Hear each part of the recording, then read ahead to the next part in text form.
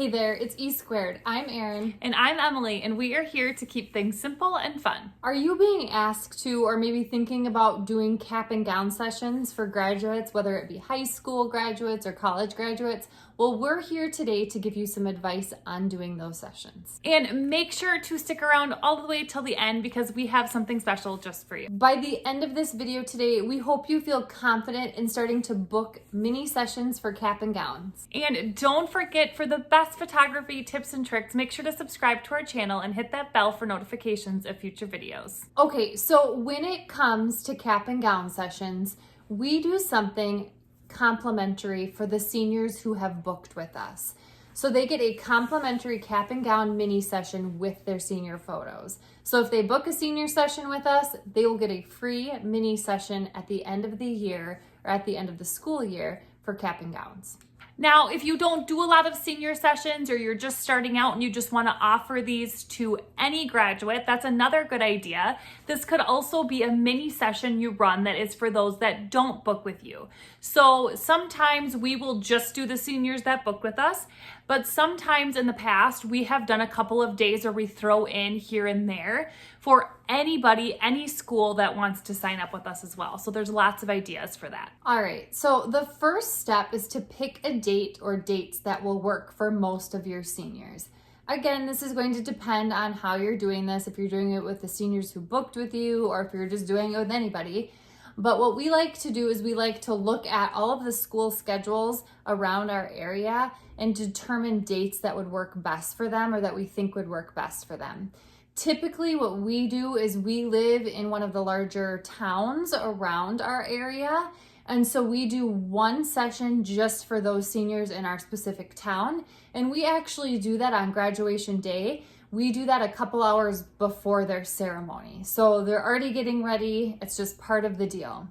Now, for those seniors who don't live and go to the school in our larger town, but in the surrounding towns, we offer a separate day, and usually we pick a Saturday or a Sunday and they drive to us with their cap and gowns and get their mini session done. Step number 2 is we tell them to save the date. So we tell them this often throughout the year, probably usually starting in the winter and then reminding them again early spring of the date we have picked. We don't make exceptions. Unfortunately, we can't make exceptions for everyone. We've had people that can't make the day and we feel bad, but we can't be doing that for every single person. So we put out the date, save the date, and then tell them we will be giving you more information as the date approaches. Step number 3, send them out a Google form to sign up for a 15-minute time slot. So we just send a simple Google form with time slots available, and we have them pick their best time slots.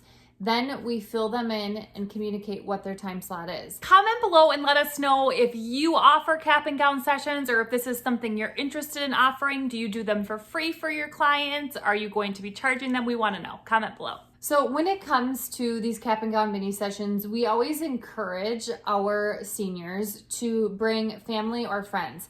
And most of the time we communicate to them either family or friends, because if they bring their family and then they also bring their friends, they are not going to fit all of the photos that they want or all of the shots that they want into that 15-minute time slot. So we do have them choose. So typically what we'll do is when they come, and we maybe we'll talk about this later too, but when they come, we will do a few individual shots of them. I would say like 5 poses or so, and then we'll add in the family, or if they have friends, we'll add in the friends. Okay, so when we send out that Google form to them to sign up for their 15-minute time slot, this is where we're collecting their name, their school, even though typically we always know what their school is because we've done their pictures before. We're collecting their email, their phone number, and then who they are bringing. We like to know in advance if they're bringing a group of friends or if they're bringing their family, just so we can kind of prepare for each individual session. We also have seniors who just come alone, and that's fine too. And when it comes to seniors, it's always a great idea to send a reminder of things a few days before. So things that we like to remind our seniors of is, because it's mini sessions and we're scheduling them back to back, it's really important to arrive on time, if not a little bit early. We also like to remind them to check in advance if they can get their cap and gown and tassel. Those are things that we like for them to have ahead of time. Some schools around our area do not give the cap and gown and tassels out prior to the day of graduation. So that gets tricky. Other things that people have brought in the past is a college gear, whether it be a t-shirt or a sweatshirt to throw under something, or a baby picture. And you can offer as many of those things as you want, or keep it extremely simple and say, bring your cap and gown. And then step 6 is the session day. So they come for their 15-minute time slot.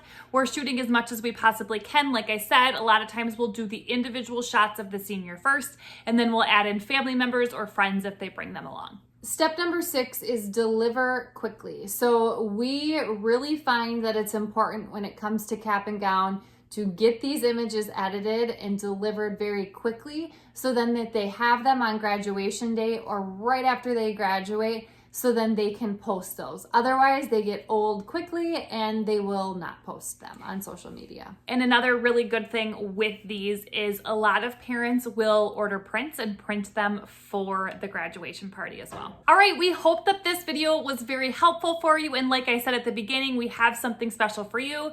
So if you're interested in running these types of sessions, you are clearly interested in senior photography, we have a free senior posing guide in the description below. A lot of these poses are poses you can use at senior sessions, you can use at these cap and gown mini sessions, so make sure to check that out. And if you enjoyed this video today, make sure to like, subscribe, and share with a friend so we can make more videos just like this one. And if you don't already, follow us on Instagram for more content at esquared.photography, and we will see you next time.